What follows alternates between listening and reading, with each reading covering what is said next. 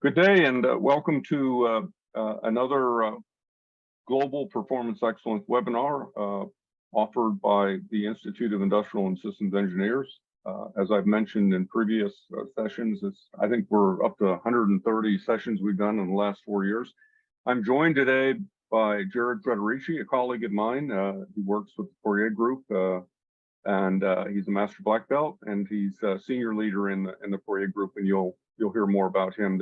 I've included his LinkedIn page there. If you'd like to get to know him better, just feel free to click on that when you receive a copy of the presentation, and you'll be able to hook up with Jared. So today the focus is on operational analytics, quote 501. We've been using that rubric, so to speak, 101, 201, 301, 401, 501, and today we're really going to focus, zoom in on, I would call it tools, apps, power apps, how to become a better analyst. But Jared's going to give you a nice, quick overview of the tools that are available to us for different stages of the work involved in business process management, more specifically operational analytics. I will say at the outset that I'm going to do some tee up, and I'm going to cover off some of the things that we went over in 101, 201, 301, and 401. We're going to, this 501, we're going to zip through things. We're going to give you sort of a high level brush of the tools, apps, some of the things you need to think about as you continue to work to develop your analytic skills. And then we're actually going to create a 601 webinar that will be a follow-on to this, where we'll spend a little more time, Jared will spend a little more time diving into some of the specific tools and apps that are useful at different stages of evolution of not only your knowledge and skill sets with analytics, but your organization's capabilities and competencies with this. As we've said in previous webinars, these are being recorded. You'll get an email tomorrow that'll provide a link that will get you to where those recordings and presentation are stored. During the webinar, if you'll use the chat function, I monitor that, and I would be glad to introduce your comments and or questions as we go along in the presentation. And for those of you that like those certificates of participation, IIS will be sending those out 3 to 5 days type of time frame. And I want to once again thank our sponsor and partner for investing time and energy and money, people's time, the Poirier Group, for supporting this operational analytics mini-series. We've been doing mini-series since the fall of 2022. We had strategies for riding the rays of disruption. We knew that 2023 was going to be a challenging year. So we did that mini-series, and then we did a supply chain management 4.0, 5.0 mini-series. This is we're finishing up the operational analytics mini-series, and we're going to launch next week the AI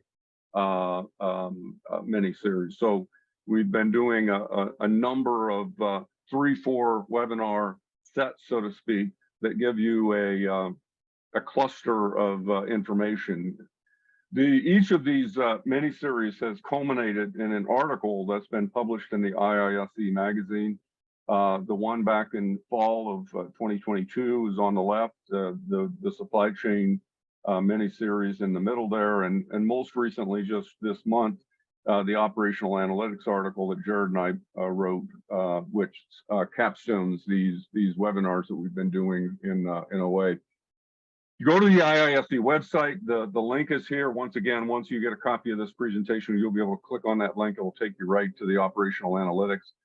Alex is actually posting that for you in the chat box, so you can see those links. You can copy them if you'd like. As I said, we've done a whole bunch of webinars, and so this is the organizational and process excellence list of webinars. They're all timely, they're current, and they're on demand. All you got to do is go into the IISE website, click on them, and you'll be able to peruse these and pick the ones that you like best. Same thing is true for the operational analytics. So you can see there the 101, 201, 301, and 401. If you go to the Poirier Group websites, and I provide, and Alex will be providing the links to the Poirier Group, you'll find shorter versions of these webinars. So we've condensed them down to 12 minutes, 14 minutes. We've also got them in a LinkedIn format down there at the bottom if you want to go to the TPG LinkedIn channel. I'm sorry, I said LinkedIn, I meant YouTube channel, sorry.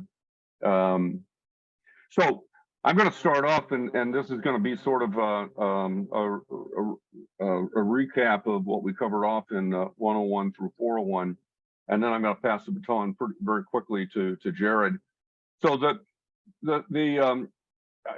things that we've talked about in 101 through 401 is, as an analyst, as an organizational or operational analytics specialist, one of the first things you have to do is you have to be able to really understand the organizational or value stream that you're focused on. So you have to be able to answer the question, how does it work? So that's process mapping, right? Draw pictures of how it works. How does it need to perform? What are the performance requirements? How is it currently performing? What are the gaps between the way it needs to perform and the way it does perform? What's causing the gaps? What do we do about the gaps? So when you think about those questions, that really is sort of the fundamental DMAIC methodology that many of you are familiar with in Lean Sigma. Define, measure, analyze, improve, control. And then the second piece, we got to be able to, we have to know how to build data models. And Jared's going to talk about that a little bit this morning, and perform the data management role, what we call the data management role. You have to define what are your data requirements? What's the source of the data? If you don't have the data, how do you create the data? Assembling and organizing the data for analytics, a big requirement, so to speak, for a good operational or analytics person. And then transfer from Excel, and I just put Excel in quotes, to your analytics app. And I just said e.g. Minicab Power BI, but Jared's going to give you other examples of other apps that can be used for analytics. And then I think, Jared, you've got to conceive of, you've got to do concept design for the, okay, now that I've got this data, how do I convert it into information that provokes timely decisions and actions that result in benefits realization, that results in the outcomes that the organization needs, the customers need? And that's really the essence of the analyst role. And ultimately, I think an analyst is a change master.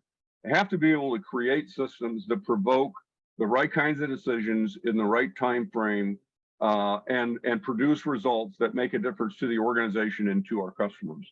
So Jared, those are the things that are sort of the essence of what I think we've been wanting to get at in this OA mini series. In 401, we were exposed to University Health Network's, I would call it their management system for analytics. And I'm not going to go into this in detail. You can go and you can look at the 401 webinar and you can get into this, but I just show it because I think it's a really well thought through infrastructure for analytics, to support analytics. And then they stressed the interactions between components. So they talked about, there's interaction between certain components with respect to prioritization and investment of advanced analytics or AI projects. There's people, culture, and data literacy issues that have to be addressed. There's technology and business opportunities that have to be addressed.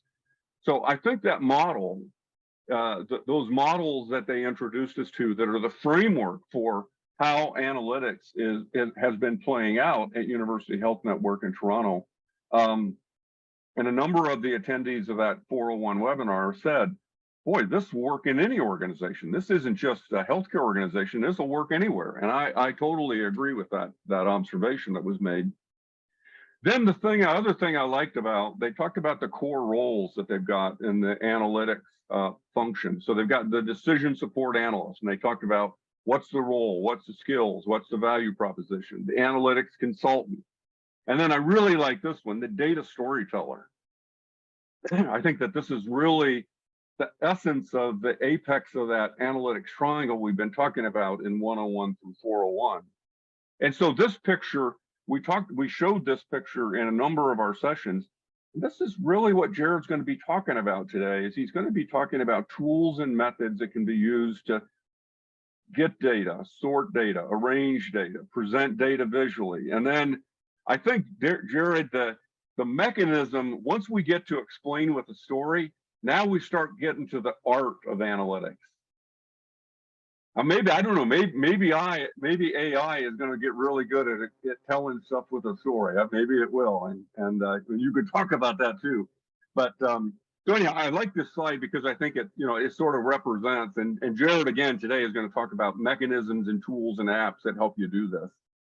The management systems model was introduced in 101, and it's that's the framework that we use to help us understand the analytics, the operational analytics process in the context of PDSA. Think about it as plan, do, study, adjust. And then we talked about the analytics triangle. This was in 201. We talked about the bottom half and the top half, and then I went through slide by slide. I'm not going to cover this because we talked about it in that session in 201. We talked about the data management role. We talked about the feature extraction layer. We talked about the knowledge extraction layer, and we talked about the visualization layer. And then we of course talked about the above the line role and the below the line role. Jared, I think today you're going to focus a little bit on both of those roles. Yeah, that's right, Scott. Because I think that operational analytics plays certainly in both, and requires different tools in both above the line and below the line. I think in the absence of one or the other, you start to see cracks in different areas downstream or upstream. Yep. You're right. Yep. So I'm going to pass the baton to you now, Jared. That's just a real quick run through of what we covered off in 101 through 401. And I think it sets the stage for you to talk to us about, okay, as an analyst, what tools, power apps can we use to help us get our job done? Yeah, thanks, Scott. I really appreciate being here. Excited to be here. We've put together some things that I'll go quickly through. We're going to go backwards a little bit to go forwards in the context of BPM. And talk about some of the fresher tools, what that looks like nowadays, since we've done some of those webinars, and what some of the newer tools or newer apps are in the context of teeing up operational analytics. So I'll go pretty quickly through that, and then talk about some tools and maybe a professional development guide for how to tactically improve some of this, as IE's got to have skills in both of these areas, in BPM and operational analytics, upstream and downstream.